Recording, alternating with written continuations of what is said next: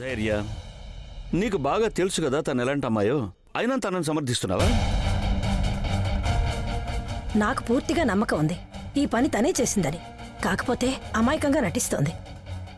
అర్థం కావడం లేదు ప్రతాప్ దీన్ని ఎక్కడి నుంచి తీసుకొచ్చాడో ఏంటో. సింధూరి, నువ్వు నీ గదిలోకి వెళ్ళా.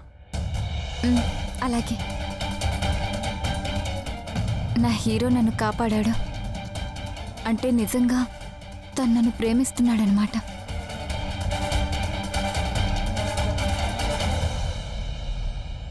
ఈ పిల్ల ఈ ఇంటికి వచ్చినప్పటి నుంచి రోజు ఏదో గొడవ జరుగుతూనే ఉంది.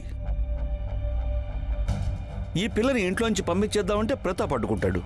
అసలు ఇదంతా ఏంటి?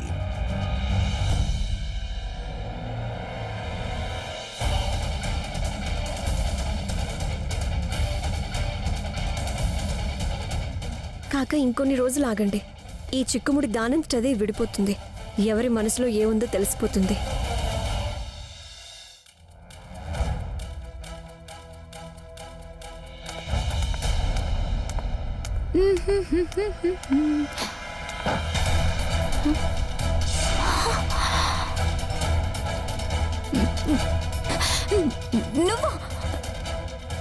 నువ్వెక్కడేం చేస్తున్నావు?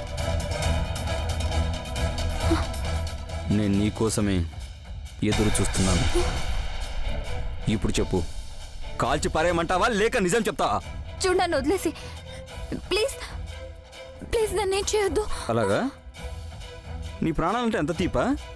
త్వరగా మా అమ్మని చంపిన వాళ్ళ పేర్లు చెప్పు, నిన్ను వదిలేస్తాను. చెప్తాను. అది మీ అమ్మని చంపిన వ్యక్తి పేరు. అది త్వరగా చెప్పు, లేదంటే కాల్చి పారేస్తాను. అది అయ్యో, నేను మర్చిపోయాను కదా. మీ అమ్మని చంపింది ఎవరబ్బా? ఇదేం వేళాకోళం సింధూరి? ఇలాంటి వేళాకోళమే ఆ రోజు నువ్వు నా పట్ల గెస్ట్ రూమ్ లో చేశావు, గుర్తుంది కదా. అలాగే ఈ తుపాకీ చూపించే నన్ను భయపెట్టావు కదా, కాచావు కదా, డిష్ క్యావ్ అని. పెద్ద చంపుచ్చాడు. నేనేం చెయ్యనని నీకు అనిపిస్తుంది కదూ? నువ్వేం చేయలేవని నాకు బాగా తెలుసు. ఎందుకంటే ఒకవేళ నువ్వు నన్ను చంపేశావనుకో, నా చావుతో పాటు మీ అమ్మని చంపిన హంతకుడు ఎవరన్నా రహస్యం కూడా సమాధైపోతుంది. కాబట్టి మీ అమ్మని చంపిన వ్యక్తిని నువ్వొక్కడివే తీరిగ్గా వెతుక్కో. ఇక్కడికిక్కడే కాల్చి పారేస్తాను నిన్ను. ఏం చేస్తావో చేసుకో. అంకుర్, ఏంటి నువ్వు చేస్తున్నది? తనని వదులు అంకుర్. అంకుర్, తనని వదులు అంకుర్.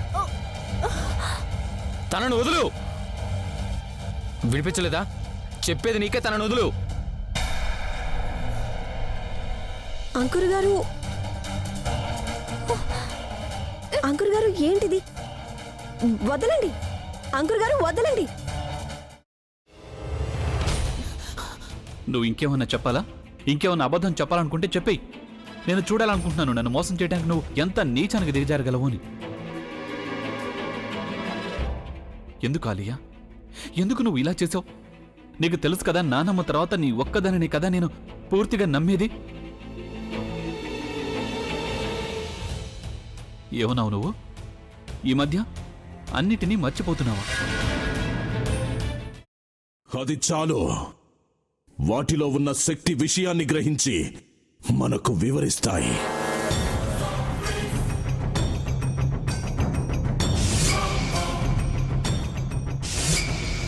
ఎవరు ఆ దండ విప్పొద్దు, గది తలుపులు తెరవద్దు.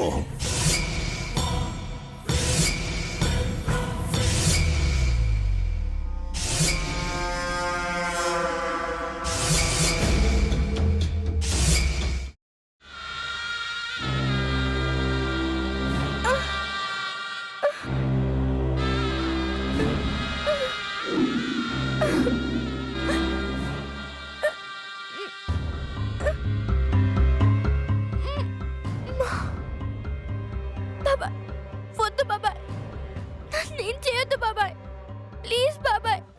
నీకు నిజం తెలిసినప్పుడే నా ఆలోచనలో నువ్వు చచ్చిపోయావు. అబ్బా ప్లీజ్ కొంచెం తినండి ప్లీజ్. భీమారావు గారు మీరా? ఇగో మీరా కాదు సక్కుబాయ్. అవును, మీ పనామే లేచిపోయిందని చెప్పి కంప్లైంట్ ఇచ్చినావు కదా. రేయ్, ఆయన కంప్లైంట్ ఇచ్చింది లేచిపోయిందని కాదు, కనిపించడం లేదు అని. అట్లానా? సరే మేడం. ఇడియట్. ఆ వంట మనిషి పేరేంటన్నారు? రత్తాలు మేడం. ఏం పెద్ద మంచి, నీ వంట మంచిని కూడా మేడం అని పిలుస్తావా? రేయ్ హాఫ్ బ్రెయిన్,